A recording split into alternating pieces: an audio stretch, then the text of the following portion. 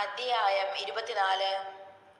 അവർ ഒരിക്കൽ സുഗന്ധവർഗം എടുത്ത് ആഴ്ചവട്ടത്തിന്റെ 1-ാം ദിവസം അതികാലത്ത് കല്ലറയ്ക്കലെത്തി. കല്ലറിൽ നിന്ന് കല്ലുരുട്ടി കളഞ്ഞതായി കണ്ടു. അകത്ത് കടന്നാറെ കർത്താവ് യേശുവിന്റെ ശരീരം കണ്ടില്ല. അതിനെക്കുറിച്ച് അവർ ചഞ്ചലിച്ചിരിക്കുമ്പോൾ മിന്നുന്ന വസ്ത്രം ധരിച്ച് 2 പുരുഷന്മാർ അരികെ നിൽക്കുന്നത് കണ്ടു.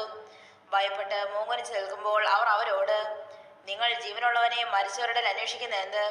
അവൻ ഇവിടെയില്ല, ഉയർത്തെഴുന്നേറ്റിരിക്കുന്നു. മുൻപേ ഗലീലയിൽ ഇരിക്കുമ്പോൾ തന്നെ അവൻ നിങ്ങളോട്, മനുഷ്യപുത്രനെ പാപികളായ മനുഷ്യരുടെ കയ്യിൽ ഏൽപ്പിച്ച് ക്രൂശിക്കുകയും അവൻ 3-ാം നാൾ ഉയർത്തെഴുന്നേൽക്കുകയും വേണമെന്ന് പറഞ്ഞത് ഓർത്തുകൊള്ളുവീനെന്ന് പറഞ്ഞു. അവർ അവന്റെ വാക്ക് ഓർത്തു. കല്ലറ വിട്ട് മടങ്ങിപ്പോയി 11 പേർ മുതലായ എല്ലാവരോടും ഇതൊക്കെയും അറിയിച്ചു. അവർ ആരെന്നാൽ മഗ്ദലക്കാരത്തി മറിയ, യോഹന്ന, യാക്കോബിന്റെ അമ്മ മറിയ എന്നവർ തന്നെ.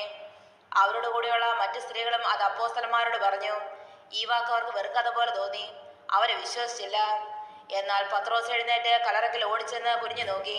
തുണി മാത്രം കണ്ടു. സംഭവിച്ചതെന്ന് ആശ്ചര്യപ്പെട്ട് മടങ്ങിപ്പോന്നു. അന്ന് തന്നെ അവർ 2 പേർ യെരൂശലേമിൽ നിന്ന് 7 നാഴിക ദൂരമുള്ള എമ്മാവൂസ് എന്ന ഗ്രാമത്തിലേക്ക് പോകയിൽ ഈ സംഭവിച്ചതിനെ കുറിച്ചൊക്കെയും തമ്മിൽ സംസാരിച്ചും തർക്കിച്ചും കൊണ്ടിരിക്കുമ്പോൾ യേശു താനും അടുത്തേന്ന് അവരോട് ചേർന്ന് നടന്നു. അവനെ അറിയാതെ വണ്ണം അവരുടെ കണ്ണ് നിരോധിച്ചിരുന്നു.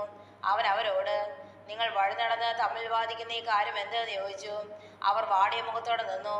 ക്ലെയോപ്പാവെന്ന് പേരുള്ളവൻ, യെരൂശലേമിലെ പരദേശികളിൽ നീ മാത്രം ഈ നാളുകളിൽ അവിടെ സംഭവിച്ച കാര്യം അറിയാതിരിക്കുന്നെന്ന് ഉത്തരം പറഞ്ഞു. ഏതെന്ന് അവൻ അവരോട് ചോദിച്ചതിന് അവർ അവനോട് പറഞ്ഞത്, ദൈവത്തിനും സകലജനത്തിനും മുൻപാകെ പ്രവൃത്തിയിലും വാക്കിലും ശക്തിയുള്ള പ്രവാചകനായിരുന്ന നസ്രായൻ യേശുവിനെ കുറിച്ചുള്ള തന്നെ. നമ്മുടെ മഹാപുരോഹിതന്മാരും പ്രമാണികളുമാനെ മരണവിധിക്ക് ഏൽപ്പിച്ച് ക്രൂശിച്ചു. ഞങ്ങളോ അവൻ ഇസ്രായേലിനെ വീണ്ടെടുപ്പാനുള്ളവൻ എന്ന് ആശിച്ചിരുന്നു. അത്രയുമല്ല, ഇത് സംഭവിച്ചിട്ടെന്ന് 3-ാം നാളാകുന്നു.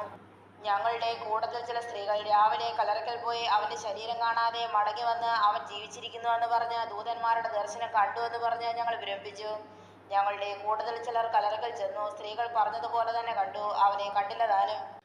അവൻ അവരോട്, അയ്യോ ബുദ്ധിഹീനരെ, പ്രവാചകന്മാർ പറഞ്ഞിരിക്കുന്നതെല്ലാം വിശ്വസിക്കാത്ത മന്ദബുദ്ധികളെ, ക്രിസ്തു എങ്ങനെ കഷ്ടം അനുഭവിച്ചിട്ട് തൻ്റെ മോദത്തിൽ കടക്കേണ്ടതല്ലയോ എന്ന് പറഞ്ഞു.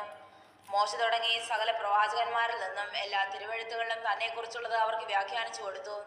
അവർ പോകുന്ന ഗ്രാമത്തോടടുത്തപ്പോൾ അവൻ മുൻപോട്ട് പോകുന്ന ഭാവം കാണിച്ചു. അവരോ, ഞങ്ങളോടുകൂടെ പാർക്കുക, നേരം വൈകി അസ്തമിപ്പാറായല്ലോ എന്ന് പറഞ്ഞ് അവനെ നിർബന്ധിച്ചു. അവൻ അവരോടുകൂടെ പാർപ്പാൻ ചെന്നു. അവരുമായി ഭക്ഷണത്തിരിക്കുമ്പോൾ അവൻ അപ്പമെടുത്ത് അനുഗ്രഹിച്ച് നുറുക്കി അവർക്ക് കൊടുത്തു. ഉടനെ അവരുടെ കണ്ണു തുറന്ന് അവർ അവനെ അറിഞ്ഞു. അവൻ അവർക്ക് അപ്രത്യക്ഷനായി.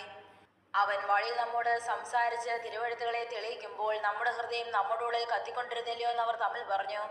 ആ നാഴികയിൽ തന്നെ അവർ എഴുന്നേറ്റ് യെരൂശലേമിലേക്ക് മടങ്ങിപ്പോന്നു.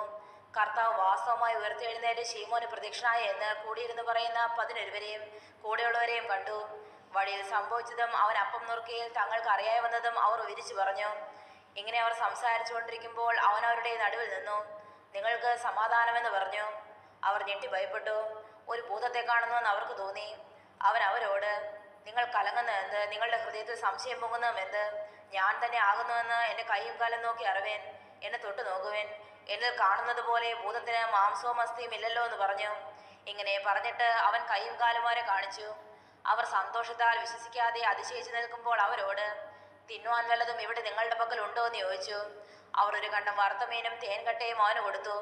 അത് അവൻ വാങ്ങി അവർ കാണുക തിന്നു. പിന്നെ അവൻ അവരോട്, ഇതാകുന്നു നിങ്ങളോടുകൂടി ഇരിക്കുമ്പോൾ ഞാൻ പറഞ്ഞ വാക്ക്. മോശയുടെ ന്യായപ്രമാണത്തിലും പ്രവാചക പുസ്തകങ്ങളിലും സങ്കീർത്തനങ്ങളിലും എന്നെക്കുറിച്ച് എഴുതിയിരിക്കുന്നതൊക്കെ നിവൃത്തി ആകണമെന്നുള്ളത് തന്നെയെന്ന് പറഞ്ഞു.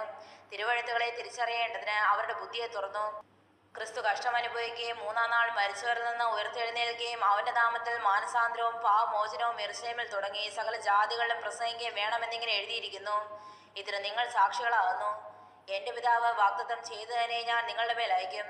നിങ്ങൾ ഉയരത്തിൽ നിന്ന് ശക്തി ധരിക്കുവോളം നഗരത്തിൽ പാർപ്പീനെന്നും അവരോട് പറഞ്ഞു. അനന്തരം അവൻ അവരെ ബഥാനിയോളം കൂട്ടിക്കൊണ്ടുപോയി കൈ ഉയർത്തി അവരെ അനുഗ്രഹിച്ചു. അവരെ അനുഗ്രഹിക്കയിൽ അവൻ അവരെ വിട്ടുപിരിഞ്ഞു സ്വർഗാരോഹണം ചെയ്തു. അവർ അവനെ നമസ്കരിച്ചു. മഹാസന്തോഷത്തോടെ യെരൂശലേമിലേക്ക് മടങ്ങിച്ചെന്നു. എല്ലായ്പ്പോഴും ദേവാലയത്തിലിരുന്ന് ദൈവത്തെ വാഴ്ത്തിപ്പോന്നു.